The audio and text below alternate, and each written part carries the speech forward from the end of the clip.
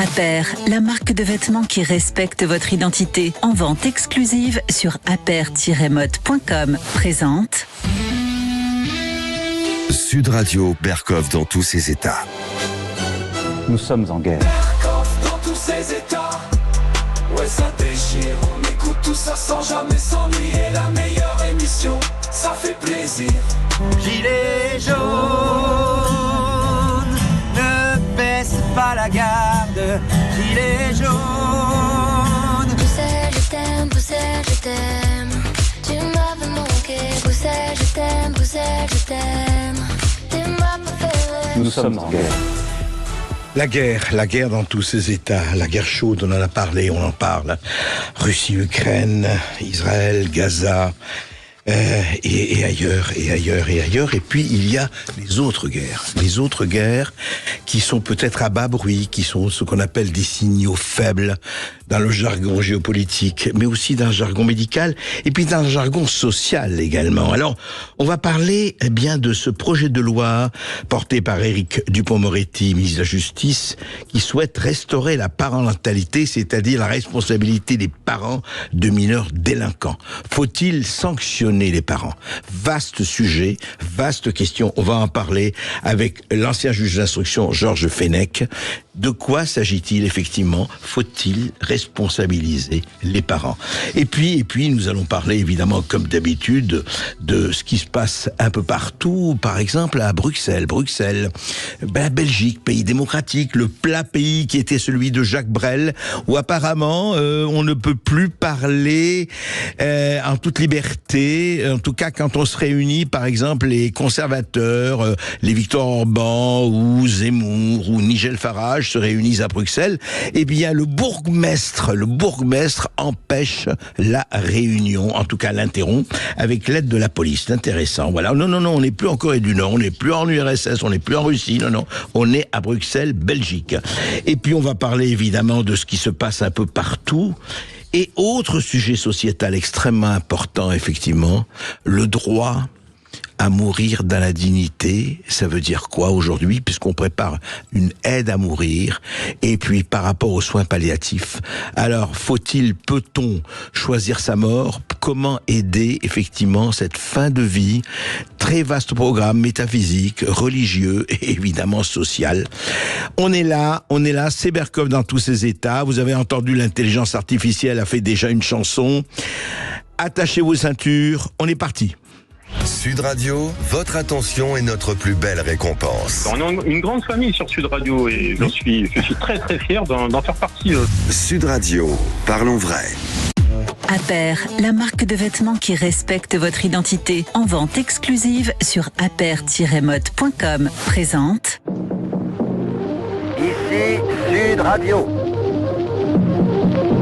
Les Français parlent au français. Je n'aime pas la blanquette de veau. Je n'aime pas la blanquette de veau. Sud Radio, Berkov dans tous ses états. Dans tous mes états, parce que, évidemment, comme toujours et tout le temps, nous avons des motifs d'affrontement et puis des motifs qui vraiment posent question. Par exemple, ce projet de loi porté par Éric Dupond-Moretti, ministre de la Justice, et il dit ceci. Il veut durcir les sanctions contre les parents dont les enfants mineurs auraient commis des crimes ou des délits. Que les parents tiennent leurs gosses, avait-il déclaré en juillet 2023, après les violences, vous savez, les fameuses violences urbaines, les émeutes après la mort de Naël à Nanterre. Voilà. Et donc, lundi dernier, le média L'Opinion a dévoilé un projet de loi relatif à la responsabilité parentale et à la réponse pénale en matière de délinquance des mineurs porté par le ministre de la Justice. L'objectif, restaurer la parentalité. Concrètement, ce texte prévoit de durcir les sanctions de l'article 227-17 du Code pénal, et notamment les 2 ans de prison et 30 000 € d'amende infligée aux parents en cas de crime ou délit commis par leur enfant mineur. Et ça pourrait passer, si le projet est ratifié, à 3 ans de prison et 45 000 € d'amende. Georges Fenech, bonjour. Bonjour. Vous êtes un ancien juge d'instruction, on vous voit tous les jours, pratiquement tous les jours, sur CNews, notamment.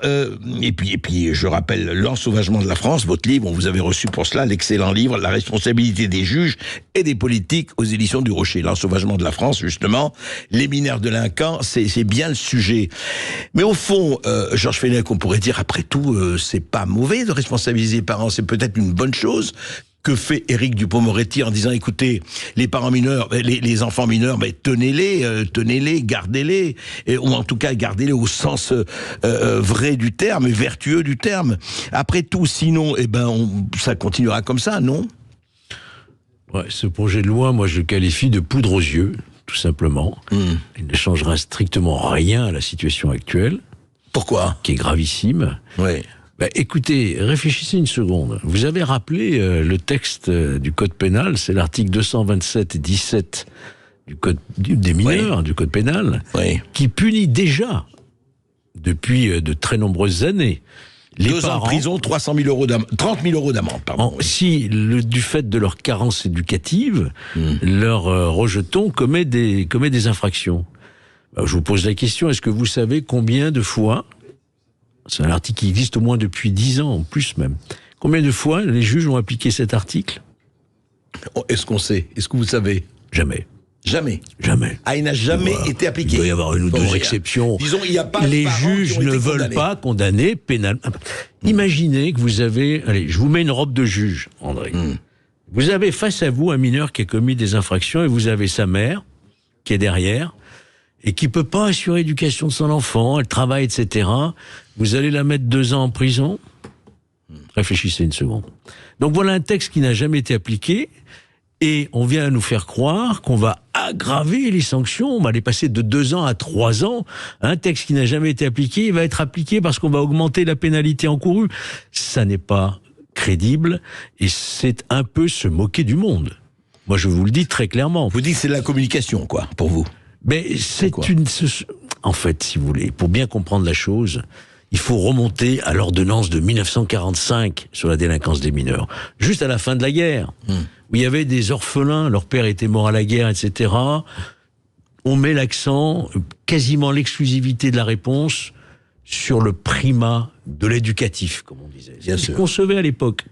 Mais aujourd'hui, les délinquants qui s'entretuent, les criminels de 15 ans, à la Kalachnikov ou au couteau, ça n'est plus les chiens perdus sans collier de Gilbert Cesbron, qui décrivait à l'époque. Il y a 80 ans, oui. Voilà, ça n'est plus du tout les mêmes mineurs, pas du tout. Et donc, qu'est-ce qu'on a fait en 2021 ? Je me suis dit, en 2021, avec Nicole Belloubet et Éric Dupond-Moretti, on va enfin réformer cette ordonnance de 45, qui était datée. Bien sûr. On la réforme comment ? Par une ordonnance. Il n'y a eu même pas de débat parlementaire. Et on aurait pu quand même s'attendre à raffermir le traitement de cette délinquance. Ça a été tout le contraire. On a eu une idée absolument géniale en 2021. On a créé, pour les mineurs, la césure du procès pénal. C'est quoi la césure du procès pénal ? C'est qu'aujourd'hui, quand le mineur comparaît devant le tribunal ne peut même plus le condamner. Il va simplement dire il est coupable ou il n'est pas coupable.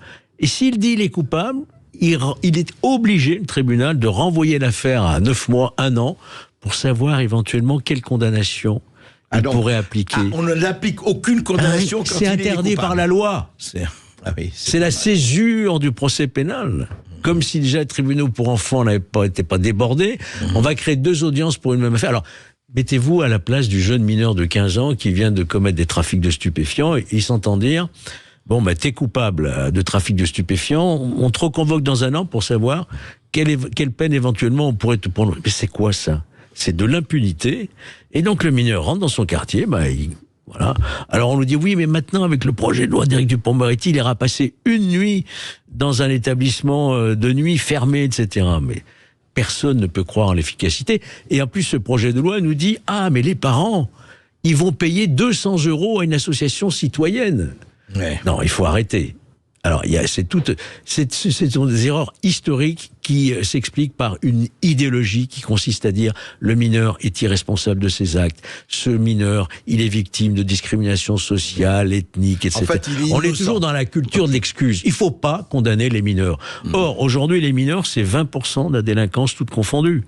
Un crime ou délit sur 5 est le fait d'un mineur de plus en plus jeune, de plus en plus violent. Soit on change de logiciel complètement, et là j'aimerais peut-être vous faire part de quelques propositions, soit on continue à amuser le peuple, quoi. Oui, parce que ce que vous dites, c'est d'abord la sanction cette sanction financière n'est jamais appliquée, la sanction prison n'est pratiquement jamais appliquée. Souvenez-vous, pendant les émeutes de juin-juillet dernier, tout le monde s'en souvient. Oui, Naël, les fameuses... Qu'est-ce qu'on a entendu dire? Les parents vont payer. Qu'est-ce que j'entends à l'Assemblée nationale, le Premier ministre dire « Tu casses, tu payes ». Mais ils payent avec quoi? Ce sont eux qui ont reconstruit les écoles, les commissariats, les mairies, qui ont été plus d'un milliard d'euros de dégâts. C'est qui a payé, à votre avis? Le contribuable français en général. Donc arrêtons de tromper les gens en disant voilà, on va sanctionner les parents, ils vont payer, on va leur faire des stages. Tout ça a déjà été essayé 1000 fois, ça ne marche pas. Donc, actuellement, l'impunité marche très bien, merci. Et elle continuera. C'est ça, elle continuera. Alors, qu'est-ce qu'on peut faire, Georges Fenech? Alors, est-ce qu'il y a quelque chose? Parce que si elle va continuer, s'il y a l'impunité, vous le savez très bien, la nature ayant horreur du vide, eh ben, ça va continuer encore et encore. Il faut vraiment considérer que le mineur, pour l'arrêter, il lui faut une sanction qui soit visible. Tout de suite. Moi, je suis pour la tolérance zéro pour le mineur. Vous tuez dans l'œuf sa délinquance. Je peux vous raconter une anecdote. Allez-y. Je me baladais à Lyon un soir d'été, face à la passerelle du palais de justice, en bord de Saône, un endroit qui m'est particulièrement cher, puisque j'ai exercé là-bas. Et là, j'entends une voix dans mon dos qui me dit « Vous êtes bien le juge Fenech ?» Alors je me retourne, un peu sur mes gardes, comme toujours. J'ai dit « Oui ». Il me dit « Eh bien, écoutez, monsieur le juge, je voulais vous dire merci ». D'un homme d'une quarantaine d'années, de type maghrébin, qui m'aborde ainsi. Je dis, mais merci de quoi? Il me dit, quand j'avais 16 ans, vous êtes le premier, vous m'avez mis 1 mois de prison, et là j'ai compris, et j'ai tout arrêté. Et aujourd'hui, je suis père de famille, j'ai 3 enfants, je travaille. Merci, monsieur le juge. Et il est parti. Oui, c'est-à-dire que Cette anecdote, si vous voulez, elle est vérifiée par des études sociologiques, criminologiques. À partir du moment le taquet à un moment donné. Le mineur, vous le sanctionnez tout de suite par une courte peine. Alors les courtes peines ont été supprimées de notre code pénal, vous le savez. Hein. Celui pour Moretti a supprimé jusqu'à 6 mois, on ne peut plus prononcer de courte peine. Du tout. Alors je ne dis pas que tous les mineurs, il faut les mettre tout de suite comme ça en prison, mais vous créez déjà ne serait-ce que des centres éducatifs fermés. Au moins 1 par département. Il en existe 53 aujourd'hui. Il n'y en a pas 1 par département. Vous généralisez les centres éducatifs fermés. Un mineur de 15 ans, vous le récupérez suite à des violences, suite à des menaces, suite à du harcèlement, suite à du trafic de drogue, et vous le mettez 1 mois, 2 mois, 3 mois dans un centre fermé, privé de liberté, là, il va comprendre. Mais si vous lui dites, reviens dans un an, on verra ce qu'on fera, il ne comprend pas. Oui, voilà. Parce qu'il se dit, bon, dans 1 an, j'ai le temps de voir et j'ai le temps de... Je vous parle concrètement. J'ai été substitut des mineurs, j'ai été juge d'instruction des mineurs. Je sais comment arrêter la délinquance des mineurs. Si vous avez votre enfant qui fait tout le temps des bêtises, et vous dites la prochaine fois, tu auras une sanction, je te priverai de téléphone portable. Et puis vous sanctionnez pas. À la 50e fois, vous lui dites, cette fois-ci, ça va être la bonne. Mais il vous rit au nez. Donc si les juges des enfants continuent à adresser des avertissements, des rappels à la loi, des remises à parents, des libertés surveillées logicielles, du sursis avec mes épreuves, et vous avez des casiers judiciaires des mineurs qui n'ont pas fait 1 jour d'enfermement, eh bien comment voulez-vous qu'ensuite ils s'arrêtent dans leur délinquance? Je vous écoute, Georges Fenech, c'est-à-dire qu'il faut arrêter cette césure qui est grotesque. Il faut arrêter cette césure qui encombre les tribunaux. Voilà. L'idée, c'est de dire, on va voir comment va évoluer le mineur pendant cette année pour savoir. Voilà. Donc, c'est pas vrai, c'est pas comme ça que ça marche. Un mineur, il a besoin de comprendre tout de suite que ce qu'il fait, il ne doit pas le faire. S'il n'y a pas un mur qui dit, écoutez, au-delà de cette limite, ton ticket n'est plus valable, il va continuer. Oui. Sauf que si vous êtes dans les tribunaux pour enfants, ils sont trustés beaucoup par les magistrats du syndicat de la magistrature. Ils aiment bien ces postes-là, où ils vont appliquer cette protection judiciaire de la jeunesse. On n'ose même pas parler de délinquants mineurs récidivistes. Oui, et en plus, c'est accentué par le fait, c'est ce que vous dites, au fond, les courtes peines, il n'y a plus de courtes peines. Elles ont été supprimées. Voilà.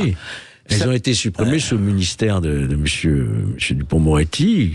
Ça avait déjà été mis en chantier par madame Belloubet. Un tribunal aujourd'hui, mais je parle pas uniquement des mineurs, je parle aussi des majeurs là. Hein. Oui. Tribunal correctionnel, type comparé. Un tribunal ne peut plus prononcer de peine inférieure à 6 mois. Ça n'existe plus. C'est extraordinaire. Et s'il prononce une peine à partir de 6 mois jusqu'à 1 an, il doit le dire sur le siège, là, en quoi il la transforme. C'est-à-dire, vous ferez des travaux d'intérêt généraux, vous ferez de la justice. Donc, si vous voulez, on a dévitalisé la sanction, on n'aime pas la prison, on considère qu'elle est criminogène. Il n'y a plus de place. D'ailleurs, on n'en construit pas. Voilà, on n'en construit pas parce qu'on n'a pas les moyens. C'est parce qu'on ne veut pas les construire. Il y avait eu un plan 20 000 places de prison sous Sarkozy en 2012. Madame Taubira est arrivée, elle l'a abrogé immédiatement. Emmanuel Macron avait dit lors de sa première campagne, je construirai 15 000 places de prison. 7 ans après, il y en a tout juste 2 à 3 000 maximum qui ont été construites. Donc, ce projet, Georges Fenech, de restaurer la parentalité ne va être que pour continuer l'impunité. On apporte une réponse au bon peuple, je dirais, en disant, vous allez voir, les parents vont payer. Je vous donne rendez-vous dans quelques temps, vous verrez, ça ne changera rien du tout. Merci Georges Fenech, c'était en tout cas très clair, voilà. Je rappelle le plus récent livre de Georges Fenech, lisez-le, l'ensauvagement de la France. Et malheureusement, ce ne sont pas ces derniers projets de loi qui vont arranger les choses. Merci Georges Fenech d'avoir été avec nous, c'est aux éditions du Rocher. On marque une courte pause sur Sud Radio, on revient dans un instant, à tout de suite. Et puis pour prendre la parole, 0826 300 300, à tout de suite. Sud Radio Berkov dans tous ses états. Appelez maintenant pour réagir 0826 300 300. Ici Sud Radio. Les Français parlent au français. Les carottes sont cuites. Les carottes sont cuites. Sud Radio Berkov dans tous ses états. Alors, à votre avis, auditeurs de Sud Radio, résistants de Sud Radio, est-ce que le droit de résister, c'est un droit ou c'est un devoir? On va en parler tout de suite avec Francis Lalanne. Sud Radio André Berkov. Berkov dans tous ses états, ça balance pas mal sur Sud Radio. Anne, c'est votre chanson, effectivement, les Gilets jaunes. Je vous parle d'un temps que même les moins de 20 ans peuvent connaître. Oui. Vous voyez, pour une fois, en tout cas, on n'est pas remonté à la préhistoire. Et alors, Francis Lalanne, ça fait quand même, vous avez un chemin vraiment à vous, hein, et depuis des années, on connaît le grand chanteur, on connaît le compositeur, et on connaît le rebelle. Alors, certains vous aiment, certains vous détestent, mais c'est une bonne marque de ne pas laisser indifférent. Le vrai problème, c'est toujours la neutralité du sous-vide. Et alors là, vous venez de sortir un livre, Le droit de résister, des poèmes. Pourquoi d'abord, je voulais se demander, c'est vrai, c'est des poèmes surtout, on va en parler, mais pourquoi la forme poétique? Alors la forme poétique qui est aussi celle du publiciste. Hein, je suis pas le premier à avoir dans la littérature française choisi la poésie pour traiter de débats qui agitent la société et pour critiquer et pour dénoncer les injustices et les abus du pouvoir. Non, mais je pense qu'il y a quelque chose dans la poésie. Il y a une sorte de moyen mnémotechnique de fixer la pensée par le chant. Hein, c'est ce raisonnement qui résonne. Vous voyez ce que je veux dire? Et c'est la composition du rythme et de la rime, finalement, permet à la pensée de se fixer dans la mémoire par ce moyen mnémotechnique, hein, qui est celui du chant. Et c'est d'ailleurs, à l'origine, la poésie était avant tout un moyen mnémotechnique. Dans la ronde populaire, et on chantait... Et puis les troubadours et tout cela. Mais parce que on a inventé la rime pour ça. C'est-à-dire que comme on était souvent dans une tradition orale, ça permettait de retenir, et je pense que les mots fixés par la poésie restent plus longtemps dans la mémoire. Alors justement, vous n'y allez pas de main morte d'ailleurs, vous avez écrit, au fond, tout ce qui vous a, d'ailleurs depuis les Gilets jaunes, ça date de 22-23, vous avez écrit ça en 2022 et 2023, les Gilets jaunes, vous parlez aussi de la guerre Russie-Ukraine, vous parlez des problèmes sociaux, vous parlez du président, vous parlez du gouvernement, vous parlez du pouvoir, mais ce qui revient de façon très très effectivement évidente, c'est presque une ligne rouge. Vous dites au fond, face au pouvoir, je dis pas rebellez-vous, c'était Stéphane Hessel qui disait indignez-vous, vous dites rebellez-vous, quelque part, en tout cas, dites non, c'est ça? En fait, je dis résistez. Parce que le droit de résistance à l'oppression est un droit constitutionnel. Vous posiez très justement la question, André, savoir est-ce que c'est un droit ou un devoir. Dans la Constitution des héros de Seychelles, on dit que c'est le plus sacré de tous les devoirs. Lorsque le pouvoir abuse de ses prérogatives, résister est le plus sacré. L'insurrection est le plus sacré des devoirs. Et le plus sacré de tous les devoirs du citoyen. Mais dans la Déclaration des droits de l'homme et du citoyen du 26 août 1789, qui est un des documents fondateurs de la Constitution de 58 avec le préambule de la Constitution d'octobre 46, eh bien, il est dit, article 2, que les droits de l'homme sont la liberté, la propriété, la sûreté et le droit de résistance à l'oppression.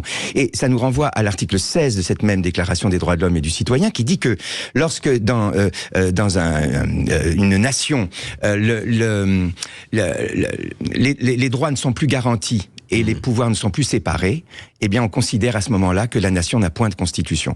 Et c'est pour ça que lorsqu'il n'y a plus de constitution, quand les pouvoirs ne sont pas séparés et quand la garantie des droits est perdue, eh bien c'est du devoir du citoyen de se rebeller, mais de résister à l'oppression. De réagir, effectivement. Voilà. Et vous dites qu'actuellement, effectivement, il n'y a plus de séparation des pouvoirs en France ? Non, je pense que c'est le secret de Polichinelle. Vous dites qu'il y a un seul pouvoir, l'exécutif. Le législatif n'existe plus, le judiciaire non plus. C'est-à-dire, on parle même plus d'exécutif, puisque aujourd'hui, c'est le président frauduleux de la... c'est ainsi que je le nomme. C'est ce qui n'engage que moi, cher André. Je sais. Eh bien, ce monsieur prétend faire les lois, prétend tout diriger, et il a à sa solde non seulement des ministres qui sont à son service et pas au service de la nation, mais il a aussi aujourd'hui complètement anéanti les pouvoirs de l'Assemblée nationale, puisque l'Assemblée nationale aujourd'hui, pour moi, est une opposition contrôlée. Oui, mais alors, on peut se demander justement, et c'est la question que je vais vous poser, dans vos poèmes, vous parlez à propos de tous les sujets, Francis Lalanne, mais enfin, on peut se dire aussi pourquoi les députés sont aussi résignés. Alors vous allez me dire, oui, les conflits d'intérêts, etc., et puis autre chose. Mais ce qui est quand même la question qui se pose, et qui est vraiment à travers tout cela, mais qu'est-ce qui fait qu'en France, on a l'impression, quelque part, qu'il y a, en tout cas, dans une grande partie de la population, une espèce de résignation plus ou moins voulue. Effectivement, chacun vous dit oui, mais c'est pas possible, ça peut pas continuer comme ça. Mais enfin, on ne sent pas la révolte que vous appelez de vos voeux, on ne sent pas la résistance que vous appelez de vos voeux, on ne sent pas la pression. C'est le sujet pratiquement, et vous le dites, de mon livre. C'est-à-dire qu'en fait, quel est le problème ? C'est qu'on est dans un système où on nous a expliqué que les représentants nationaux, enfin les représentants du peuple, vont députés, sénateurs, etc. Vont faire le boulot. Or, ils font plus le boulot. Et donc, on n'a pas d'autre système. On n'a pas de système de rechange. Et c'est pour ça que moi, je milite pour un autre système, pour un système démocratique où on ne décide plus de qui va décider, mais on décide. C'est vrai, c'est ce que j'appelle le citoyennisme. C'est-à-dire qu'aujourd'hui, c'est pas de la résignation, c'est de la, c'est de la sidération. Quand vous n'avez pas une deuxième offre, comment vous faites lorsque l'offre est corrompue ? C'est-à-dire que là, on a l'offre républicaine est manifestement corrompue. Quelle est la solution ? La solution serait d'établir un nouveau système de régulation de la vie sociale et politique. Alors, le référendum est au cœur de toutes mes revendications. Ce qu'on appelle le RIC, qui était le fameux DIP de Condorcet, le droit d'initiative populaire, qui permet à un seul homme ou à une seule femme, un seul citoyen, une seule citoyenne, à un moment donné, de réformer une loi qui a été votée par les représentants. Mais ce que je veux dire, c'est que c'est pas de la résignation. Moi, je ne sens pas de la résignation. Moi, je suis tous les jours au contact avec les citoyennes et les citoyens. Et d'ailleurs, on est en train de construire quelque chose, une nouvelle offre pour les Françaises et les Français, une nouvelle offre politique qui s'appelle la démocratie. Mais il y a effectivement une sidération. C'est-à-dire que ça fait des décennies qu'on nous raconte que tout ça est de la démocratie et que finalement les gens qui nous représentent sont là pour et qu'il n'y a pas d'alternative, c'est ce qu'on nous dit. Il n'y a pas d'alternative. Il n'y a pas de solution de rechange, et c'est pour ça qu'il est très important aujourd'hui que le citoyennisme puisse aujourd'hui s'exprimer dans le concert politique français et proposer une solution de rechange lorsque, comme le dit l'article 16, lorsque la garantie des droits est perdue et que les pouvoirs ne sont plus séparés, et que la nation n'a plus de constitution, il faut résister à l'oppression. Et la meilleure façon de résister à l'oppression, c'est de changer le système. Et je pense qu'aujourd'hui, il y a une façon, à travers nos institutions, de pouvoir proposer un nouveau système, abolir l'ancien, et c'est ce que je propose dans mon livre et je propose par mon action politique. Absolument, on va en parler d'ailleurs du citoyennisme plus tard. Mais alors, j'ai vu que vous abordez dans votre livre, Francis Lalanne, effectivement, aussi bien ce qui s'est passé, d'abord les Gilets jaunes au début, ça vous l'avez fait longuement, et puis ce qui s'est passé avec le Covid et la gestion du Covid, bien sûr, on en a parlé beaucoup aussi. Vous parlez aussi de l'Ukraine et Russie, vous parlez aussi de Israël-Gaza vers la fin, puisque tu as commencé en disant que c'était pas possible de continuer comme ça. Et au fond, vous exprimez une espèce de, oui, non seulement d'indignation, mais une espèce de rage que vous traduisez en poésie, effectivement, là-dessus.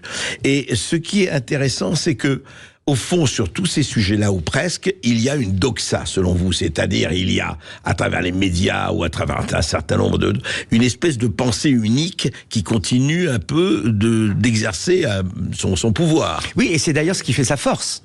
Et ce qui fait aujourd'hui, d'une certaine manière, la faiblesse de la résistance citoyenne, c'est que la résistance citoyenne ne parle pas d'une seule voix. C'est un petit peu, vous voyez, c'est cette Gaule, hein, ces Gaulois, dits réfractaires, hein, mais qui sont irréductibles. C'est-à-dire que ce qui est fantastique aujourd'hui dans l'initiative citoyenne en politique et dans la proposition citoyenne, c'est que il n'y a pas une pensée unique, il y a des idées qui s'affrontent, qui se confrontent, mais on va dans le même sens. C'est-à-dire, le même sens, c'est quoi? C'est de pouvoir fournir à notre peuple les conditions d'un juste débat.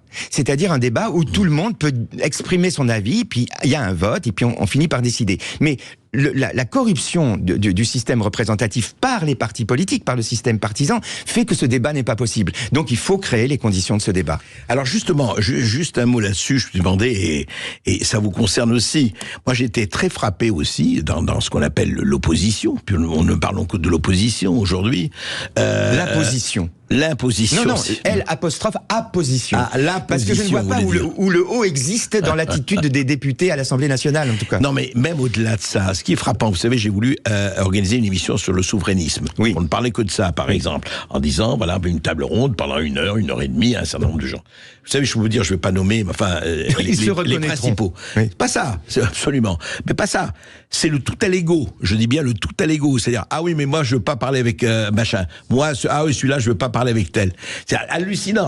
Si vous n'êtes pas capable, et je vous dis même à vous aussi, vous savez, Francis Lalanne, que ces gens-là se réunissent, comment voulez-vous arriver à triompher de quoi que ce soit? Alors ça, vous pouvez pas me le dire à moi, mon cher André, parce que j'ai travaillé pendant tous ces derniers temps avec beaucoup de citoyennes et de citoyens qui s'étaient constitués à travers certaines listes pour certaines élections. J'ai travaillé à une réunion de toutes ces listes. Et aujourd'hui, nous pouvons l'annoncer, d'ailleurs nous l'annoncerons dès demain, il y aura une liste unique représentant une dizaine de groupes citoyens constitués, mais elle est en train de s'élargir un peu plus chaque jour. C'est que nous les citoyens, nous sommes en train... Quoi parce que, attendez, juste, c'est intéressant, on va parler du citoyennisme, Francis Lalanne, cette liste citoyenne que vous comptez représenter aux prochaines élections. Mais tout le monde vous dira, attendez, Francis Lalanne, vous n'avez pas le monopole de la citoyenneté. On est tous citoyens. Je veux dire, le RN, les macronistes, voilà, la NUPES et compagnie. C'est une très bonne question, El Kabbach. Écoutez. Merci, Georges Marchais. Le citoyennisme, bien sûr, tout le monde est citoyen, mais tout le monde n'est pas citoyenniste. Qu'est-ce que le citoyennisme? Le citoyennisme. Le citoyennisme est une philosophie qui met le citoyen au cœur de la décision politique. Quelle est la différence entre un candidat citoyenniste et un candidat, pardon de le dire, même si c'est péjoratif, et en tout cas pour moi ça l'est, politicien? C'est-à-dire que le politicien, lui, il considère que le mandat électif est un transfert de souveraineté. C'est-à-dire que lui, il considère que... Il dit, pour le moment, vous m'avez élu, c'est moi qui décide. C'est moi qui décide. C'est un peu ce que disait Jean-Jacques Rousseau à propos du peuple d'Angleterre. Le peuple d'Angleterre est libre au moment où il élit ses représentants, le reste du temps, il est esclave.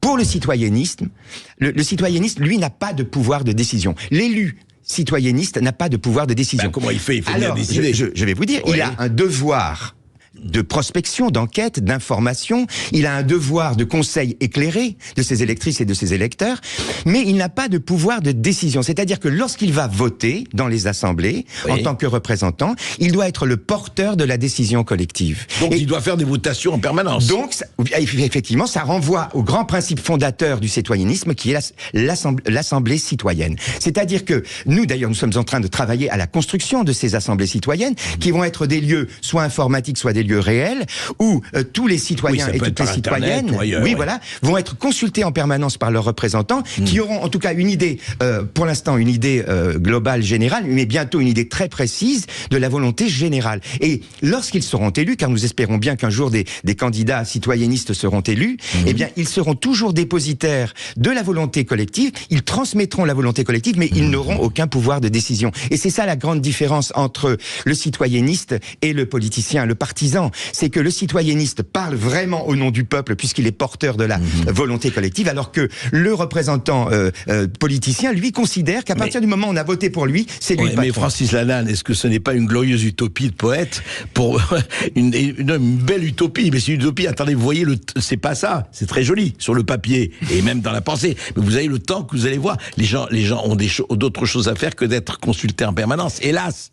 Écoutez, c'est bien là le problème, parce que s'il refuse de participer au quotidien aux décisions, il ne faut pas qu'il se plaigne après que les décisions ne lui plaisent pas. Je crois qu'il faut initier les gens à ce qu'on ne leur a jamais appris, c'était qu'ils avaient le pouvoir de décider, parce qu'on leur a vendu la République comme étant une démocratie. La République, c'est le contraire de la démocratie. À partir du moment où vous élisez un maître, vous renoncez à votre souveraineté. Or, il y a, dans le cadre de nos institutions, un moyen de rendre cette République et lequel moyen démocratique. Le seul moyen, c'est le mandat impératif et la constitution des assemblées citoyennes. Parce qu'à partir du moment où le représentant n'est pas investi du pouvoir de décider, à ce moment-là, il est tout le temps le dépositaire de la volonté populaire. C'est tout. Voilà, la différence est là. Et c'est ce à quoi nous travaillons, nous les citoyens. En fait, ça demande, effectivement, c'est un devoir de participation. Oui. De participation permanente. Oui. Et c'est un devoir. Alors là, vous posez un défi extrêmement important. D'ailleurs,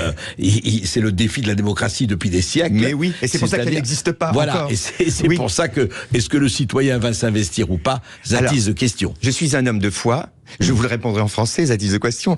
Je suis un homme de foi, moi j'ai foi dans le peuple français, et j'ai foi dans le peuple tout court, j'ai foi dans l'humanité. Je pense que l'humanité, elle a été, on va dire, elle a été droguée au niveau de la conscience collective par des faux idéaux. Et vous allez la sevrer alors? Écoutez, on va en tout cas entamer un processus de désintoxication. On va voir, écoutez, vous présentez une liste aux élections européennes, on en reparlera bien sûr dans les semaines et mois à venir.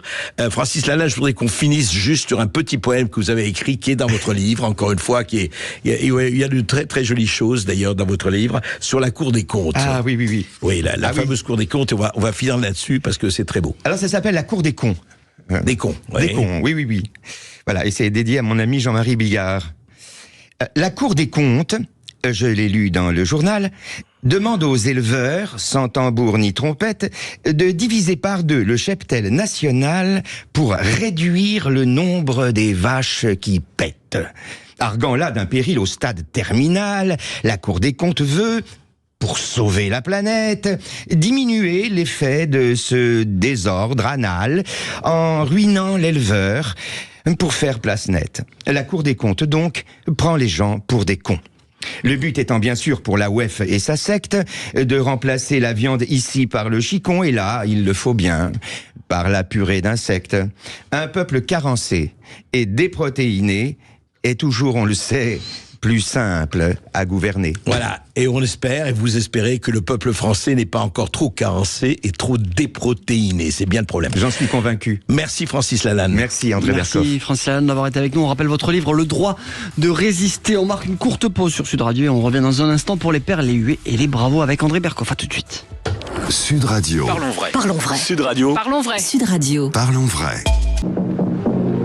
Ici Sud Radio. Les Français parlent au français. Je n'aime pas la blanquette de veau. Je n'aime pas la blanquette de veau. Sud Radio Berkoff dans tous ses états. C'était au temps où Bruxelles chantait, vous vous rappelez Jacques Brel? Eh bien là, nous sommes au temps où Bruxelles censure, où Bruxelles interdit. Oui, la Belgique démocratique. Sud Radio Berkov dans tous ses états.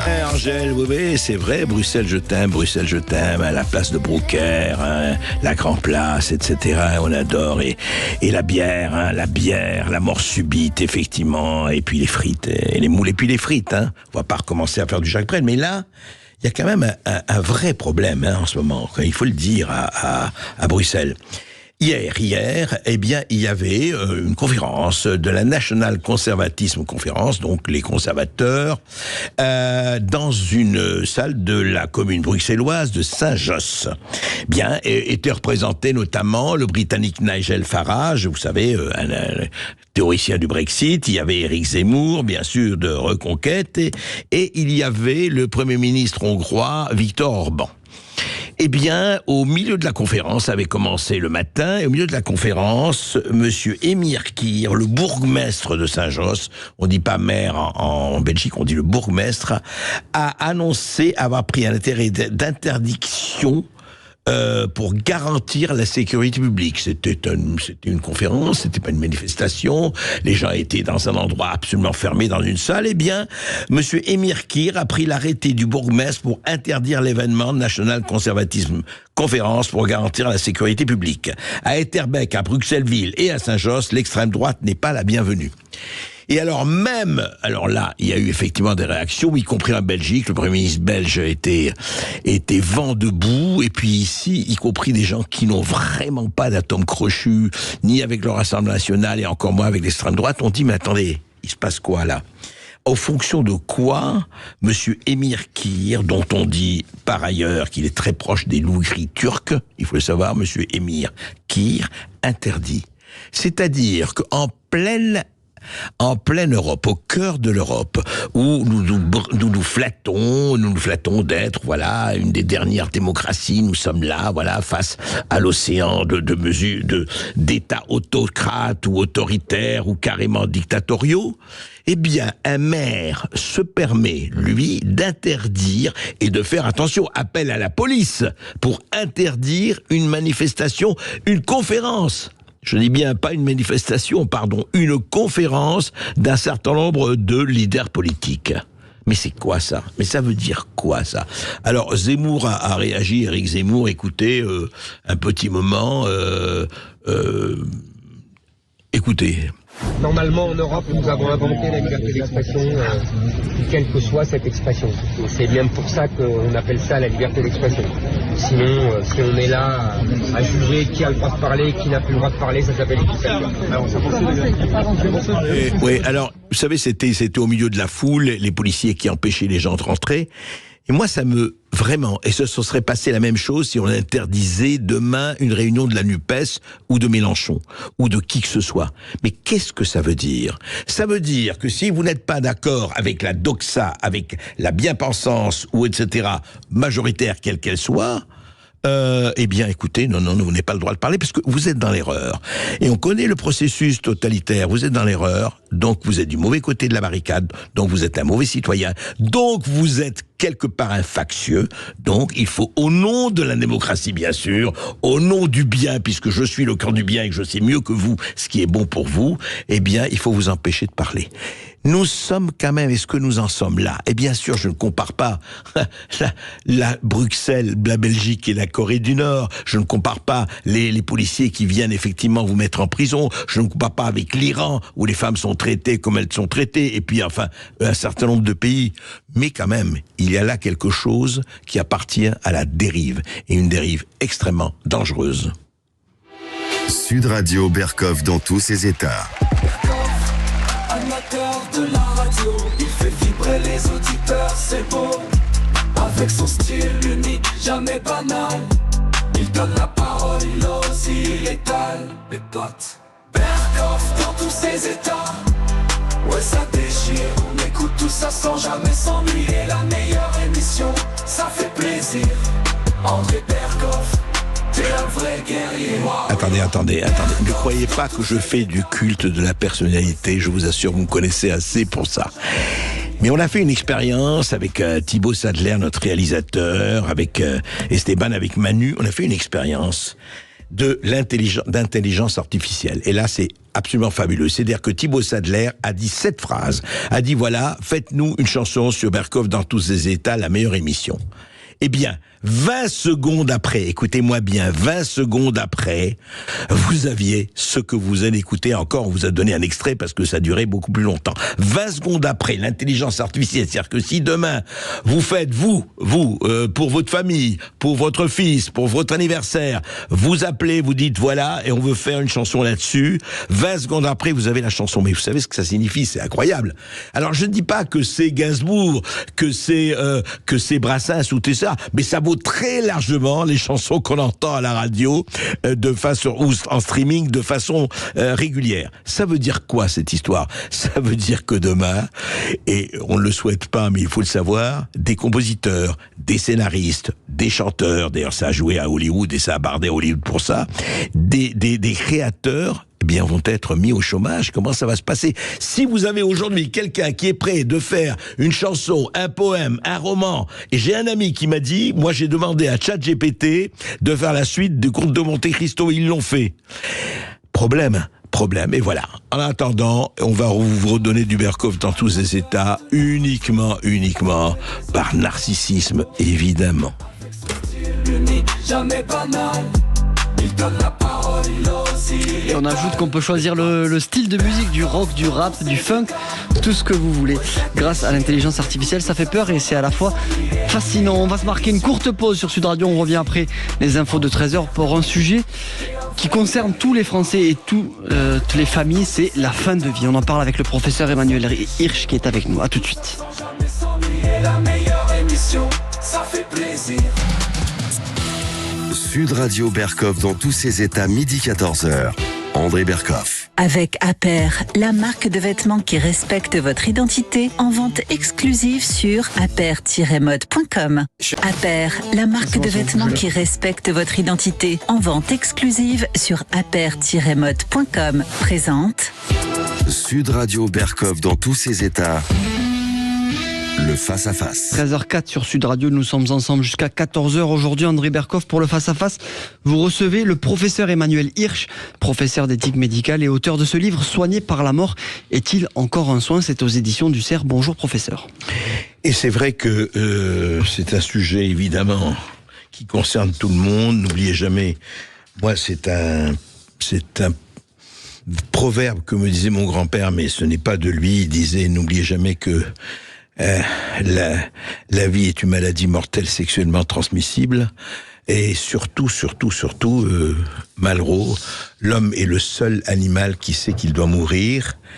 Et alors, justement, professeur Emmanuel Hirsch, je rappelle que vous êtes professeur d'éthique médicale, on l'a dit, professeur émérite, Université Paris-Saclay, vous avez été membre de l'Académie nationale de médecine et l'Académie nationale de chirurgie, vous êtes président du conseil d'éthique de l'Institut Raphaël, on en parlera, et vous venez de publier aux éditions du CERF, Soigné par la mort, est-il encore un soin? Et c'est vraiment, effectivement, l'un des sujets les plus importants aujourd'hui, vu les projets de loi qui se préparent sur l'aide à mourir, sur la mort, choisir sa mort, choisir sa vie.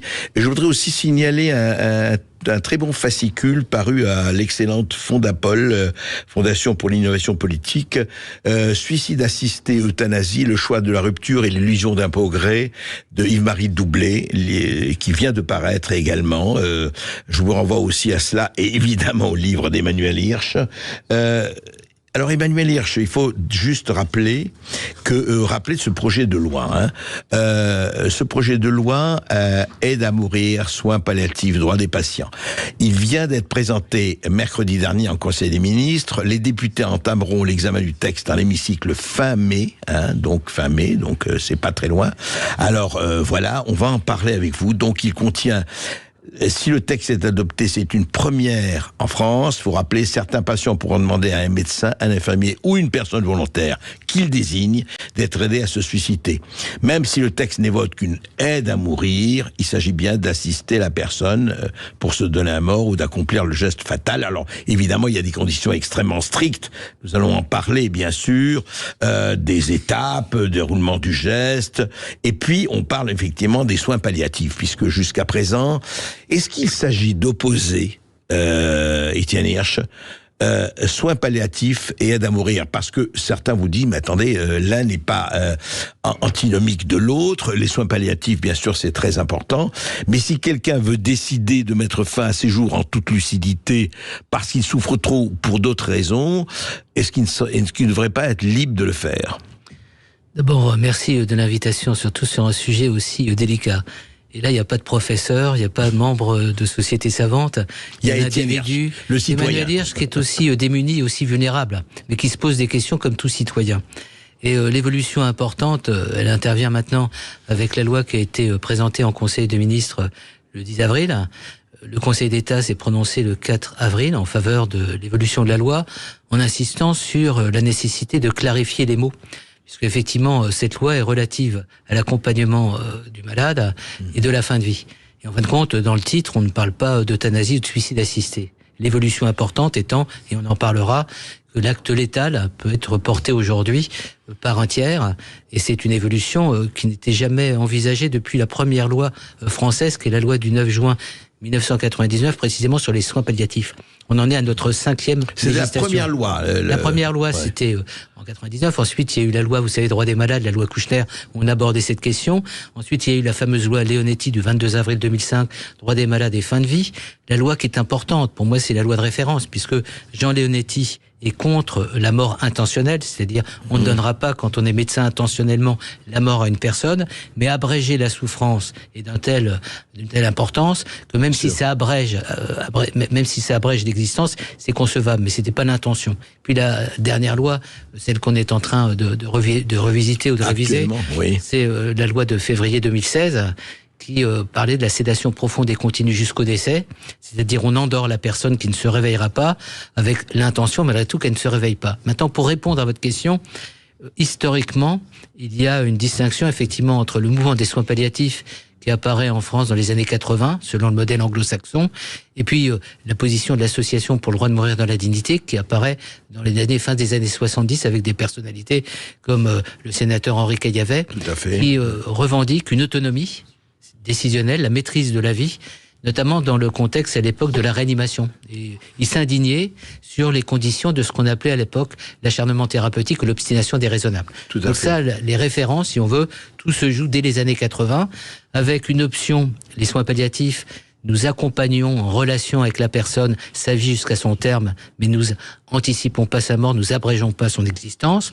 On met en place... Nous l'accompagnons jusqu'à ce que la mort advienne. Voilà, on met en place, mais en concertation avec la personne, en concertation avec sa famille. Nous mettons en place une stratégie thérapeutique de soutien, de confort de vie, mais nous maintenons la relation, y compris d'ailleurs avec des phases de sédation, c'est-à-dire on peut l'endormir d'une manière progressive, mais réversible. Bref, on n'intervient pas sur le coût des choses. D'accord. Et puis, vous avez ensuite une autre approche, qui est effectivement une approche un peu en contradiction, mais qui ne s'oppose pas aux soins palliatifs. Aujourd'hui, les gens de l'Association pour le droit de mourir dans la dignité défendent l'accès universel aux soins palliatifs, mais disent alternativement, si une personne le souhaite, et selon certains critères, au nom de quoi on doit s'opposer à ce qu'elle demande l'aide active à mourir. Le seul problème étant qu'elle le demande à un médecin. Donc c'est un acte dans un contexte médical. C'est ce que dit le projet de loi. Voilà. Et donc le projet de loi est ambigu, si vous voulez. D'abord, il a des richesses et puis il a des ambiguïtés. Il a une ambiguïté puisqu'il n'aborde pas franchement le fait euthanasie et suicide assisté, ce que les pays qui nous ont précédés ont dit depuis 2021. Quand vous regardez depuis les premières législations, en fin de compte, vous voyez à quel point les pays ont été clairs de ce point de vue-là. Mais cette loi est une loi qui est mise un peu en cause parce que dans une même loi, on parle du concept d'accompagnement appliqué aux soins palliatifs et appliqué à l'aide à mourir. Et certains considèrent que c'est pas la même chose que d'accompagner une personne jusqu'au terme de sa vie ou d'anticiper sa mort. Et donc la loi néanmoins a des éléments importants. D'abord, c'est la loi qui sera la loi de la République. Donc une fois qu'elle sera votée, ça sera la référence. Il y a une concertation. Vous savez qu'il y a eu une convention. Oui, alors justement, Étienne Hirsch, par rapport à ça, je voudrais savoir ce que vous pensez de ce qu'écrit Yves-Marie Doublet dans son fascicule. Il dit ceci, il dit « Les soins palliatifs reposent sur une éthique de la vulnérabilité de la personne. L'euthanasie et le suicide assisté postulent la prééminence de l'autonomie de la personne sur sa vulnérabilité. » Et dit Doublet, ces deux approches sont incompatibles. D'abord, le document de Fondapol est remarquable. Yves-Marie Doublet est un juriste, il dissèque la question de l'euthanasie, et en mentionnant que la plupart des pays qui ont été favorables dans un premier temps au suicide assisté sont aujourd'hui des pays où l'euthanasie est devenue une pratique courante, c'est-à-dire on banalise la pratique de l'euthanasie. Donc il donne des éléments tout à fait importants. En fin de compte, il pose la question de la vulnérabilité. Effectivement, lorsque vous êtes au terme d'une existence ou lorsque vous êtes atteint d'une maladie grave, vous posez la question de votre vie, de votre mortalité, et vous êtes vulnérable. Oui. Je pense qu'il y a plusieurs manières d'aborder la vulnérabilité dans une société démocratique. C'est juste un point important. Pour moi, je m'interroge, est-ce qu'il y avait vraiment urgence à légiférer sur l'euthanasie ? Je pense que ce dont les gens ont le plus besoin, c'est de solidarité. Quand vous êtes vulnérable, vous avez besoin de prendre appui sur des personnes. Je trouve pas que ce soit vraiment un signal très fort aujourd'hui, dans le contexte actuel, qu'on dise la grande loi sociétale du gouvernement aujourd'hui, c'est une loi favorable à l'euthanasie, au suicide assisté. Donc pour répondre à la question qui est posée par Yves-Marie Doublet, vous êtes vulnérable, vous avez besoin de sollicitude, c'est les soins palliatifs qui vous les apportent. Vous êtes vulnérable, mais vous voulez, d'une manière autonome, maîtriser votre existence jusqu'au bout, et vous considérez qu'à un moment donné, ce que vous vivez est une imposture, est incompatible avec vos valeurs, et vous sollicitez l'assistance à la mort par un médecin qui soit pratiquera l'acte létal, soit entière. Donc la vulnérabilité, de toutes les façons, on va pas y échapper. C'est pas parce que vous aurez une loi favorable à l'euthanasie que vous serez moins ou plus vulnérable. De toute façon, tout existe. Toute personne existante, c'est vulnérable. Par nature, on est vulnérable dès lors qu'on est mortel. Alors, justement, absolument. On va en parler, justement, Étienne Hirsch, professeur Étienne Hirsch, juste après cette petite pause, parce que on pose le problème fondamental, et je voudrais vous le poser, effectivement, en me faisant non pas l'avocat du diable ou de la mort assistée, mais je crois qu'il y a vraiment quelque chose de très important du côté de l'autonomie, parce qu'il ne faut pas jeter l'autonomie avec l'eau du bain. On va en parler après cette courte pause, et puis vous aurez la parole évidemment. 0826 300 300, le professeur Emmanuel Hirsch est notre invité jusqu'à 14h. À tout de suite sur Sud Radio. Sud Radio, votre attention est notre plus belle récompense. Je voulais vous remercier d'exister, parce que vous êtes vraiment la seule radio que j'écoute, et vous êtes quasiment les seuls à faire véritablement votre métier de journaliste. Sud Radio, parlons vrai. Ici Sud Radio. Les Français parlent au français. Je n'aime pas la blanquette de veau. Je n'aime pas la blanquette de veau. Sud Radio Berkov dans tous ses états. Soigner la mort est-il encore un soin ? Effectivement, soins palliatifs d'un côté, aide à la mort de l'autre, pour ne pas dire euthanasie. De quoi s'agit-il ? Eh bien, c'est évidemment l'un des problèmes les plus fondamentaux qui nous concernent tous. Petits, grands, jeunes, moins jeunes, etc. Et votre livre, Emmanuel Hirsch, effectivement, pose le problème et vous prenez position. Et justement, je voudrais poser la question parce que, au fond, moi-même, je suis très... je suis pas le seul, très dubitatif. C'est-à-dire que d'un côté, je comprends très bien, et c'est formidable qu'il y ait les soins palliatifs, qu'il y ait tout ce qui est accompagnement, c'est fondamental. Mais d'un autre côté, si moi, personne quand même lucide, je ne parle pas de personnes qui sont effectivement, qui ne sont plus du tout, hélas, dans la lucidité ou pas. Eh bien, si parce que je souffre trop, parce que pour telle ou telle raison, eh ben j'ai envie d'en finir, parce que franchement, mes souffrances ou etc. ne vont pas. Alors, je ne vais pas vous citer parce qu'on me dit oui, mais tu vas citer Ernest Hemingway, tu vas citer Romain Gary, tu vas citer des gens qui ont décidé. Et je rappelle quand même que dans son premier livre, Albert Camus disait le seul problème philosophique fondamental, c'est le suicide. Donc, ce n'est pas rien. Et au fond, d'un côté, et c'est ça qui m'a m'a toujours frappé. On prône la liberté, l'autonomie, liberté, égalité, fraternité, très bien. Mais alors, j'ai la liberté de mener ma vie, de choisir ma vie, mais je n'ai pas la liberté de choisir ma mort. André Berkoff, vous posez une belle question pour laquelle on n'a pas de réponse, parce que c'est le jour où on sera confronté à titre personnel ou pour un proche, on sera devant l'épreuve de vérité. C'est pour ça que y réfléchir et en parler en société, c'est important en termes de responsabilité. Qu'est-ce que l'on peut faire pour accompagner le mieux possible une personne en situation de détresse et ses proches? Ça, c'est un enjeu politique important. Mais on est aussi démunis l'un que l'autre. Juste, je pense qu'il ne faut pas non plus poser la question de l'autonomie comme un principe absolu. Autant je respecte la loi du 4 mars 2002, droit des malades, qui parle de l'autonomie, du consentement, toutes les valeurs de l'éthique, autant lorsque vous êtes atteint d'une maladie qui, pendant des années, vous a confronté à tant de difficultés, à tant de précarité, à tant de souffrances. Qu'en est-il de votre capacité de réflexion sur ce que vous souhaitez au juste, le mieux pour vous, d'une certaine manière, le préférable ou le moindre mal? Donc on est dans des contextes... Vous présupposez, professeur Hirsch, que la capacité d'autonomie diminue? Non, je considère que si vous êtes alité pendant 3 mois, sans rencontre avec les uns et les autres, sans interaction sociale, vous n'avez pas la même capacité de discernement et de réflexion que si vous avez un environnement, que vous écoutez Sud Radio régulièrement. Bref, il y a tous ces éléments d'interaction. Donc c'est un élément à prendre en compte. Je respecte comme un absolu l'autonomie de la personne, l'autonomie morale de la personne, y compris d'ailleurs lorsqu'elle a anticipé une décision. Et c'est toute la question des directives anticipées. Mais en situation, on voit que le principe d'autonomie, c'est beaucoup plus le principe d'hétéronomie. C'est-à-dire on est dépendant aussi d'une interaction avec les personnes. Autonomie et dépendance. Voilà. Donc il est évident qu'on doit respecter la volonté affirmée d'une personne. Là où vous avez un problème, disons, éthique, c'est lorsque vous faites appel à un médecin, un tiers, pour intervenir, pour vous faire mourir d'une certaine manière. Lorsque vous êtes dans un acte autonome absolu, c'est le suicide. C'est vrai que Camus dit que c'est une question importante. Je dis pas que ce soit bien ou pas de se suicider seul. Et je comprends que certaines personnes, face à ce suicide qu'elles envisagent... C'est le cas de Gary Hemingway et beaucoup d'autres. Je comprends que certaines personnes disent, mais on a besoin aussi d'une assistance, c'est-à-dire d'une présence, voilà. Regardez les personnes très âgées aujourd'hui qui se suicident dans la solitude, dans le désarroi, quelquefois même qui se ratent, c'est-à-dire qui se retrouvent avec des conséquences en réanimation. Donc encore une fois, toutes ces questions, je cherche à les analyser sans dogmatisme.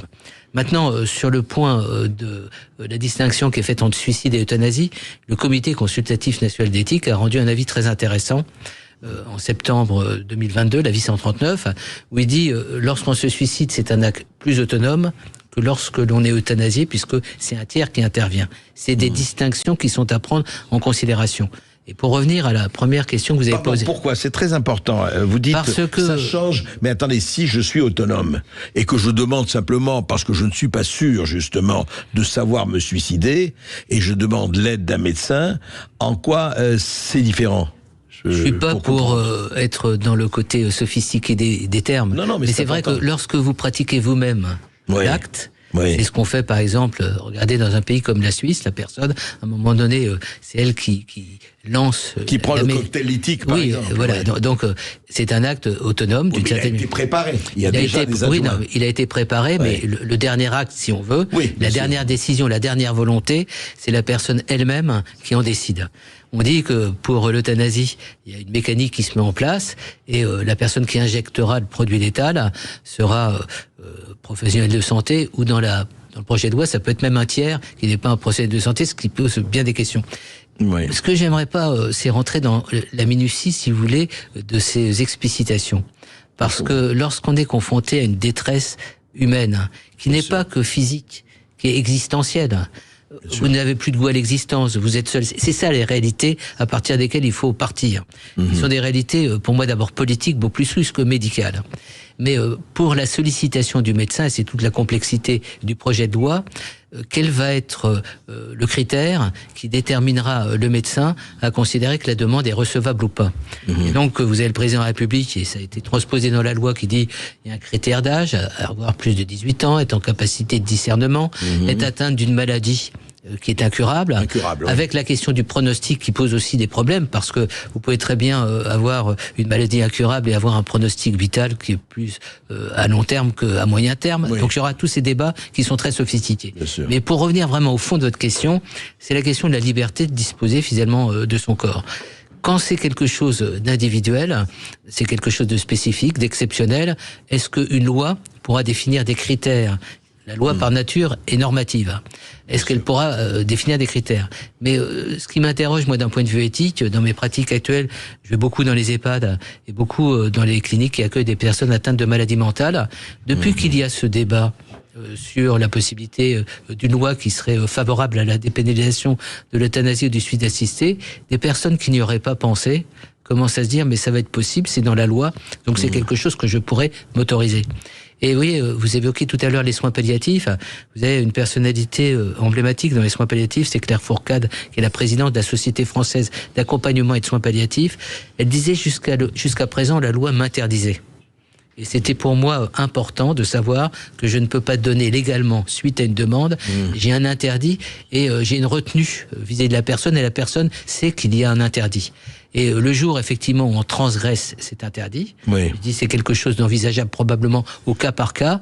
Comment la loi va encadrer cette transgression, puisque c'est une transgression ? Est-ce que c'est au médecin seul de prendre la décision ? Est-ce qu'il n'y a pas un magistrat qui pourra intervenir pour valider véritablement cette position ? Donc vous avez une multitude de questions qui vont être posées, et le Parlement, puisque l'Assemblée nationale maintenant commence à consulter, il va y avoir le débat à l'hémicycle. Voilà. Donc c'est aussi à chacun d'entre nous, et je termine sur ce point, c'est une affaire de conscience personnelle, individuelle, mais pensez également aux conséquences. On le voit pour le suicide dans les familles qui ont eu quelqu'un qui s'est suicidé, la culpabilité. Pensez aux conséquences d'une demande de mort qui sera partagée avec une famille, sur le deuil aussi de la famille. Il y a aussi ces éléments à prendre en considération. Donc on rentre dans quelque chose de complexe, et pour moi l'approche, c'est toujours une approche au cas par cas. C'est une approche très intime. Donc, en fait, il ne faudrait pas de loi. Pour moi, personnellement, pour dire les choses telles qu'elles sont, les propagandistes de la loi disent il y a des euthanasies clandestines dans notre pays. Dans les pays qui ont légiféré, il y a aussi des euthanasies clandestines. Ils disent ensuite, on va encadrer la loi. C'est-à-dire, il y aura des critères extrêmement précis. Tous les pays qui nous ont précédés ont encadré au départ, et ensuite, ça s'est élargi naturellement en termes de justice. Oui, on a vu en termes de chiffres, il en parle avec Marie Doublet. Donc, par rapport à la question que vous me posez, je ne suis pas certain qu'il y ait une meilleure loi que la loi du 22 avril 2005, qui est la loi Leonetti. C'est dommage que l'on n'ait pas véritablement mise en œuvre. Je pense que l'idéologie dans ce domaine, le côté de libéraliser la mort, c'est quelque chose qui n'est pas totalement satisfaisant, puisque finalement vous mourrez in fine. Et donc décider de sa mort, je préférais qu'on puisse décider de sa vie. Et si j'avais été au bout des choses, j'aurais plutôt souhaité une loi favorable au droit de vivre sa vie, d'une certaine manière, en société, y compris lorsqu'on est atteint d'une maladie évolutive. Et quand vous êtes sur le terrain, parce que c'est bien d'en parler d'une manière théorique, et on va entendre vos éditeurs s'exprimer, et quand vous êtes confronté à la réalité d'une maladie, vous avez besoin d'abord de société, vous avez moins besoin, j'allais dire, de loi que de société. Vous avez besoin de sollicitude. On va en parler, on va continuer à en parler après cette petite pause, et puis avec les auditeurs de Sud Radio, je suis sûr qu'il va y en avoir beaucoup. Effectivement, venez témoigner, venez poser vos questions. On essaiera de répondre à vos interrogations avec le professeur Emmanuel Hirsch qui est avec nous jusqu'à 14h. 0826 300 300 pour intervenir. À tout de suite. Sud Radio Berkov dans tous ses états. Appelez maintenant pour réagir 0826 300 300. Ici Sud Radio. Les Français parlent au français. Les carottes sont cuites. Les carottes sont cuites. Sud Radio Berkov dans tous ses états. Une brochure que je vous recommande et un livre que je vous recommande, la brochure Suicide assisté, euthanasie, le choix de la rupture et l'illusion de progrès de Yves-Marie Doublet, paru aux éditions de la Fondapol, Fondation pour l'innovation politique, et puis le livre d'Emmanuel Hirsch, Soigné par la mort, est-il encore un soin ? Vraie question. Et vous disiez un peu plus tôt, Emmanuel Hirsch, le droit de vivre sa vie. Oui, certes, le droit de vivre sa vie, mais vous savez très bien, on ne va pas déborder, mais quand même, le nombre de gens qui ne vivent pas leur vie pour des motifs qui n'ont rien à voir avec la santé est innombrable, pour des raisons politiques, sociales, économiques, d'esclavage et autres. Au fond, quand même, la question que j'ai envie de vous poser, c'est ça, c'est que vous dites socialement et autres. Encore une fois, je vais vous donner juste un petit exemple. Alors là, c'était à Portland, en Oregon, donc, où vous le savez, comme dans plusieurs pays, qui ne sont pas des pays les moins démocratiques que d'autres, hein, et il y a effectivement la volonté de choisir sa mort et de choisir le moment où on a envie de finir. Je vais donner l'exemple de ma tante, la femme de mon oncle, rapidement, je fais le faire rapide, qui était quelqu'un qui avait un cancer, et qui avait 87 ans. À l'époque, elle était vraiment en toute, je la connais bien, je vais souvent aux États-Unis, donc, et qui un jour me dit, voilà, j'ai décidé, d'ailleurs sa famille, j'ai décidé de partir. Je dis, bah attends, mais ça va. En plus, elle sortait, elle n'était pas clouée au lit. C'était pas quelqu'un qui était en coma prolongé, hein. Et qui dit, voilà, non, j'arrête. Mais pourquoi? Vraiment, on était tout. On dit, j'arrête. J'ai pas envie de devenir un légume. J'ai pas envie de souffrir. J'ai pas envie de, j'arrête. Alors, il s'est passé juste quelque chose. La première fois, donc, le médecin est venu la voir. Il dit, vous êtes sûr? Il dit, oui, je suis sûr. Il dit, bon, on va vous donner 2 mois. En 2 mois, on revient. Parce que, est-ce que vous serez toujours dans le même état d'esprit? Revenu 2 mois après, il y a eu 3 visites à 4 mois. Et à la 3e visite, là, on lui a, on donnait le cocktail lithique, etc. Est-ce que quand même, là aussi, est-ce qu'on ne respecte pas, est-ce que c'est pas une manière aussi de respecter, parce que personne l'a obligé, l'autonomie de la personne? Alors, je vais répondre à la question sur l'Oregon, hein. Cette législation n'a du recul, il y a plus de 40 ans qu'ils ont dans cet état cette loi favorable au suicide médicalement assisté. Je vais répondre, mais juste sur droit de vivre sa vie. C'est pas une litote, c'est pas quelque chose de facile. Pourquoi je vous dis ça? C'est parce que le premier projet de loi qui avait été, la proposition de loi qui avait été faite sur la fin de vie, c'était de vivre sa mort par Henri Caillavet, d'accord? Vivre sa mort, ce qui pose en soi, d'un point de vue conceptuel, une représentation intéressante. Vivre sa vie, pourquoi je dis ça? Parce qu'aujourd'hui, vous avez du mal à pouvoir accéder à un service hospitalier. Lorsque vous êtes dans une situation de précarité sociale, vous avez des difficultés. Lorsque vous êtes dans le grand âge et dans la dépendance, vous avez des difficultés. C'est-à-dire vous avez énormément d'obstacles qui sont des obstacles à vivre votre vie jusqu'au bout. Alors que par défaut, demain, parce que vous avez l'impression que vous pesez trop sur la société, sur vos proches, ou qu'il n'y a pas les bonnes réponses adaptées, vous dites la meilleure issue. Regardez ce qui se passe au Canada, c'est l'euthanasie. C'est une question qui m'interpelle. Donc je dis, de la même manière que on a entendu très très récemment la ministre de la Santé qui a dit tant qu'il n'y aura pas des soins palliatifs en France, accès universel aux soins palliatifs, notre loi, la prochaine loi, n'aura pas une véritable efficacité puisqu'il n'y aura pas d'alternative entre soins palliatifs. Donc je referme la parenthèse pour dire, quand je dis droit à la vie, c'est-à-dire droit à une vie sociale, et on attend de marginalisation. On est une société tellement excluante que je dis, d'abord posons cette question, et posons aussi la question ensuite de la famille. Bien sûr. Le modèle de l'Oregon, puisque c'est appelé le modèle de l'Oregon, est quelque chose d'assez intéressant, puisque on met à disposition de la personne qui est effectivement dans une situation critique, qui est en fin de vie, qui a une maladie incurable, le médecin, après ce diagnostic, met à disposition le produit, et la personne peut ou non décider de l'utiliser. Et dans les études rétrospectives, 30 à 40% des personnes n'utilisent pas ce produit. Donc le fait de pouvoir décider, le fait de pouvoir décider, c'est quelque chose d'important. Mais dans les études, et c'est repris d'ailleurs dans l'étude, je crois, de Yves-Marie Doublet, qu'on peut télécharger, je dis pour les éditeurs, ils peuvent le télécharger aujourd'hui sur Fondapol. Ce qui est intéressant aussi à constater, c'est que les personnes qui recourent le plus au suicide médicalement assisté sont des personnes en situation de précarité, d'isolement social. C'est un élément à prendre en compte. Même chose dans le Canada. Au Canada, vous regarderez sur les études, c'est les personnes plutôt en situation de précarité, quelquefois qui n'ont pas accès, pour des raisons économiques, à des soins, à des traitements. Donc c'est un élément à prendre en compte. Tout ça pour dire que, effectivement, certains, et même le comité consultatif national d'éthique, préféraient, si on avait à préférer, le suicide assisté, c'est-à-dire dans le cadre d'une discussion avec votre médecin, à un moment donné, il vous donne le produit, et c'est vous qui, à un moment donné, allez prendre le produit et l'ingérer. Juste un point qui est important, je critique ce projet de loi dans la confusion qu'il fait entre soins palliatifs et puis aide à mourir, c'est-à-dire euthanasie et suicide assisté. Mais il y a des parties... Il les confond, vous voulez dire? Oui, il les confond pas. Ça s'appelle l'accompagnement. C'est là où il y a à distinguer les choses. C'est le Conseil d'État qui le dit clairement. Mais il y a des éléments importants dans cette loi, et très très positifs. Notamment la possibilité d'une consultation, vous savez, on parle des directives anticipées. Donc il y aurait la possibilité suffisamment en amont d'en parler avec un médecin sans qu'on soit dans la phase terminale. Donc d'anticiper quitte ensuite à revenir sur une position. Donc il y a la création de maisons d'accompagnement dans les villes. C'est-à-dire, c'est le modèle des hospices. Vous savez, je vous parlais des soins palliatifs. Quand ils sont nés notamment en Grande-Bretagne, et vous avez des maisons qui sont dédiées, où une personne qui ne peut plus rester à son domicile ou qui ne doit pas rester à l'hôpital pourra être accompagnée, par exemple, pendant un mois en fin de vie. Donc vous voyez, tout n'est pas à contester dans ce projet de loi. Ce qui est le plus contestable, c'est de ne pas parler d'euthanasie et de suicide assisté, mais de parler d'aide à mourir. Oui, et puis d'avoir confondu. Voilà. Ces mots-là. Et c'est ce que le Conseil d'État dit dans son avis, dans son rapport du 4 avril. Une question, professeur Hirsch, par rapport justement, vous parliez de ça. Est-ce que pèse, vous avez vu toutes les études, vous les avez vues beaucoup plus minutieusement que moi, que pèse l'économie? Est-ce que quand vous parlez de situation en précarité, il y a aussi la précarité économique. Il y a d'abord, d'ailleurs, enfin, hélas, la précarité économique qui peuvent pousser des gens à des décisions tout à fait qui n'auraient pas pris autrement. Il faut le dire. C'est pas mieux vaut être riche et bien portant que pauvre et malade. Mais je veux dire quelque part, hélas, ça joue. Et deuxièmement, est-ce qu'on a les moyens aujourd'hui de faire effectivement ces maisons d'accompagnement, etc.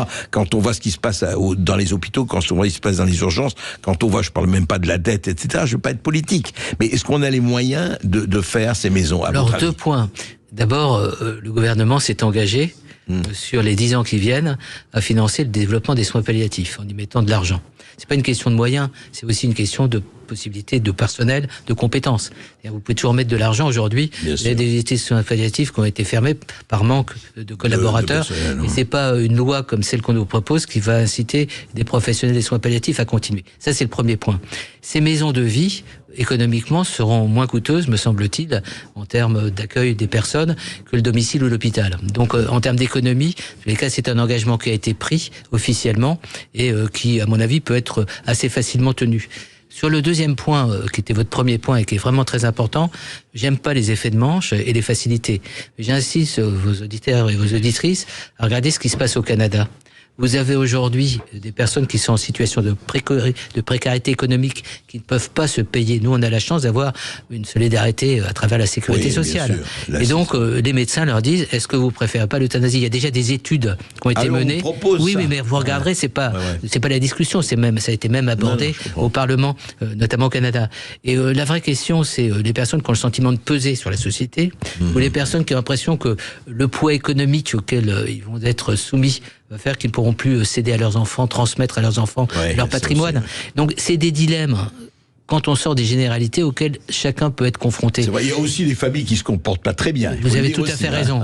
Mais si vous rajoutez que, d'après les estimations des économistes de la santé, les derniers mois de l'existence sont quelquefois les plus coûteux en termes de frais d'accompagnement. Donc ils se disent, après tout, pourquoi ne pourrait-on pas Voilà. Vous avez même, et c'est très intéressant, dans l'engagement, j'en dirais pas davantage, d'un certain nombre de personnes en faveur de l'euthanasie, des gens qui peuvent y trouver un intérêt purement économique. Et on peut pas non plus le reprocher, on a un équilibre. On l'a vu pendant la Covid, quand on parlait de la solidarité intergénérationnelle, quand des gens ont dit on a investi pour essayer de sauver des personnes qui seraient mortes de toutes les manières de vieillesse, au détriment de la jeunesse. Vous voyez, donc c'est des éléments qu'il ne faut pas mettre sous la table, mais il faut en parler avec responsabilité. Tout à fait, vous avez tout à fait raison, et des gens qui disent dépopulation, mon beau souci, ils le disent. Esteban, ça fait réagir puisque nous avons Brigitte qui nous appelle depuis l'Indre au 0826 300 300. Bonjour Brigitte. Bonjour Brigitte. Bonjour, voilà, je vous appelle parce que le sujet de Fazi m'intéresse, surtout concernant la maladie d'Alzheimer. Bon, moi j'ai des grandes chances de me retrouver Alzheimer d'ici peut-être 2-3 ans.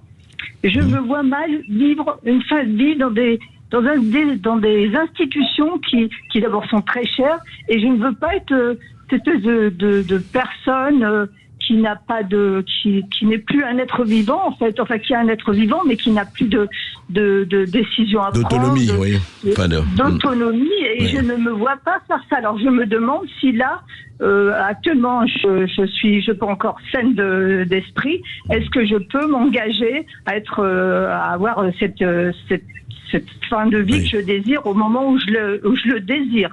C'est-à-dire quand vraie question. Je vous écoute. Tout à fait, vraie question. D'abord, toute ma sollicitude à l'égard de Brigitte. Et je lui souhaite de préserver sa vie, sa qualité de vie le plus longtemps possible. Oui, mais si elle ne peut pas. Non. Déjà, ça c'est d'un point de vue liminaire. Ça s'est posé pour une personnalité aux Pays-Bas, Hugo Claus. On lui a annoncé la maladie d'Alzheimer. Et sachant que la loi n'était pas compatible avec son euthanasie, au moment où il ne serait plus en capacité de décider de discernement, il a préféré anticiper sa mort. Vous voyez, il était encore en lucidité. Le grand poète, voilà. Tout ça pour dire à Brigitte que pour moi, c'est un élément à prendre en compte dans le débat parlementaire. Puisque aujourd'hui, on dit que seules les personnes qui ont une capacité de jugement critique, de discernement, au moment où ils feront la dernière demande, d'une certaine manière, pour être recevables en termes d'accès au suicide assisté ou à l'euthanasie. Donc je dirais que à Brigitte, c'est un élément qui me semble fondamental, l'élément qu'elle vient de poser. Oui. Et juste dire aussi que c'est pas parce que à un moment donné vous n'avez plus une capacité de penser, de consentir, hein, c'est le terme qu'on emploie en matière d'éthique, que vous ne pouvez pas être reconnu dans vos valeurs et dans vos droits. Et donc moi, dès la semaine prochaine, puisqu'on est audité à l'Assemblée nationale, je peux dire à Brigitte que je poserai cette question, qui pour moi est une question majeure. Merci beaucoup Brigitte pour votre témoignage et votre question. On va marquer une toute petite dernière pause dans Berkoff dans tous ses états. On revient dans quelques instants au 0826 300 300. À tout de suite sur Sud Radio. Sud Radio. Sud Radio. Parlons vrai. Parlons vrai. Sud Radio. Parlons. Ici Sud Radio. Les Français parlent au français. Je n'aime pas la blanquette de veau. Je n'aime pas la blanquette de veau. Sud Radio Berkoff dans tous ses états. 13h47 sur Sud Radio, toujours avec André Berkoff et le professeur Emmanuel Hirsch qui est avec nous aujourd'hui. Nous avons Elisabeth qui nous appelle depuis Paris. Bonjour Elisabeth. Bonjour Elisabeth. Oui, bonjour. Merci de m'accueillir, c'est très gentil. Je voudrais vraiment remercier le docteur Hirsch du fond vraiment de ce qu'il dit. Parce que pour moi, on est en train de vouloir légaliser la mort par tous ses aspects et on oublie complètement de légaliser la vie et je suis bien d'accord avec lui. On a voulu légaliser l'avortement, on veut légaliser l'euthanasie, on suspend des médecins qui soignent et qui sont vraiment des vrais médecins, que ce soit l'homéopathie, que ce soit les plantes, que ce soit les naturopathes, etc. J'ai entendu une émission sur France Inter au sujet des personnes qui donnent leur corps à la mort, les copains de notre président actuel qui jouent au foot avec la tête, j'exagère pas, hein, c'est ce qui a été décrit vraiment. Oui, mais ne faisons pas des choses d'exception par rapport à ça. Il y a toujours des saloperies, je dis ça, des saloperies, mais il faut pas en faire une généralité, chère Elisabeth. Si vous voulez, aujourd'hui, au niveau des pathologies chroniques, on s'occupe pas on ne sait pas soigner les pathologies chroniques. Or, on sait que la majorité de ces pathologies sont issues de l'environnement. La charte pour l'environnement, aujourd'hui, elle n'est pas traduite dans la loi. C'est-à-dire que si vous avez si vous attrapez une sclérose en plaques, si vous attrapez une pollution qui est liée une maladie qui est liée à la pollution environnementale, vous ne pouvez pas vous retourner contre le pollueur parce que de toute façon, vous allez perdre. Par contre, et c'est ça, moi, mon problème, si vous voulez, c'est que on s'occupe beaucoup plus d'aller vers la mort et quand vous parliez tout à l'heure de dépopulation, moi, je trouve que c'est très inquiétant parce qu'on s'occupe pas de la vie. Voilà. Et les pathologies environnementales, toutes les pathologies chroniques aujourd'hui, les médecins ne savent pas les soigner. Voilà. Est-ce que les médecins ne savent pas soigner toutes les pathologies? Est-ce que toutes les pathologies sont environnementales, Étienne Hirsch? Je veux dire à Elisabeth que je ne partage pas toutes ces analyses, mais c'est aussi la rançon de la médecine aujourd'hui et du progrès que de permettre à des personnes qui seraient mortes très rapidement d'une maladie aiguë, d'un cancer, de vivre en famille, de vivre leur vie le plus longtemps possible. La vraie question pour certaines personnes, c'est le trop longtemps. C'est-à-dire quand, au bout d'un certain nombre d'années, on a l'impression d'être désocialisé et de vivre des fragilités. Ça, c'est la vraie question. On a beaucoup parlé des maladies évolutives, la maladie de Charcot. C'est vrai que vivre une maladie qui vous ampute de toute votre autonomie, mais vous gardez votre conscience, c'est un petit peu ce qui est évoqué par rapport à la maladie d'Alzheimer, où là vous perdez votre tête, entre guillemets, mais à un moment donné vous voulez décider. Donc moi je serais pas aussi rapide que l'est Elisabeth. Je pense que c'est des vraies questions de société, de savoir qu'on a le bénéfice dans notre société française de bénéficier de traitements de grande qualité et qui nous permettent de vivre quelquefois d'une manière autonome, de reprendre un travail, ce que dans d'autres pays on n'a pas.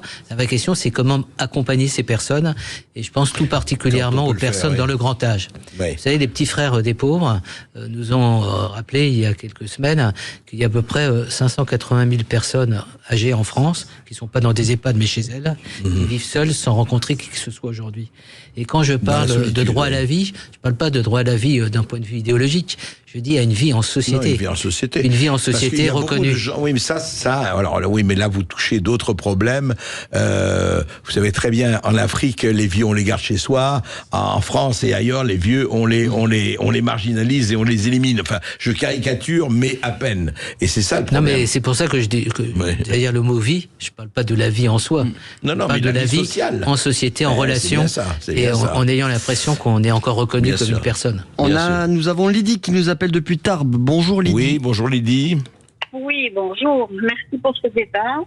Et alors, moi, je me permettais d'intervenir par rapport à notre maman qui est en institution depuis 8 ans déjà et qui souffre de la maladie d'Alzheimer. Institution qui est très, très, très performante dans l'humanité, dans l'accompagnement, dans tout ce qu'on veut. Sauf que, en fait, on entend, excusez-moi Lydie, mais on n'entend pas très très bien. Est-ce que vous avez fermé votre haut-parleur? On va vous reprendre dans quelques secondes, Lydie, restez bien avec nous. On avait une question, Emmanuel Hirsch, sur les réseaux sociaux. Est-ce qu'il n'y a pas aussi un aspect tout simplement culturel, philosophique, peut-être religieux sur la mort aussi qu'il faudrait anticiper pour certaines personnes, pour dire est-ce qu'on peut finalement philosophiquement choisir sa mort si on en a encore toute sa conscience? Tout à fait, mais ce que vous posez, c'est une question de fond. C'est-à-dire, dans le passé, on avait une représentation de la vie, de l'au-delà, et la mort, c'était un moment de passage. Donc vous aviez une représentation spirituelle, et ça accompagnait aussi la fin de vie, y compris d'ailleurs la souffrance. On est dans une société sécularisée, c'est pour ça qu'on a politisé ces questions. Elles étaient médicales à un moment donné, elles sont aujourd'hui politiques. Mais c'est vrai que l'intervention du médecin, regardez la réanimation dans les années 70, fait que la mort intervient à un moment où on décide de la mort, parce qu'il y a des phases un petit peu incertaines. On a évoqué la maladie chronique, il y avait des personnes qui mouraient très rapidement d'une maladie. Aujourd'hui, on prolonge l'existence. C'est là où on est confronté à des défis. Et la réponse, ça peut être effectivement d'aider la personne à mourir si elle le souhaite, si elle considère qu'à un moment donné, sa vie est trop dure à assumer et trop dure à vivre d'une certaine manière. Là où moi je pose une question, c'est pas mettre en question la maîtrise de la personne, c'est qu'un médecin soit intervenu, qu'il y aura une médecine en quelque sorte de la mort, comme il y a une médecine des soins palliatifs.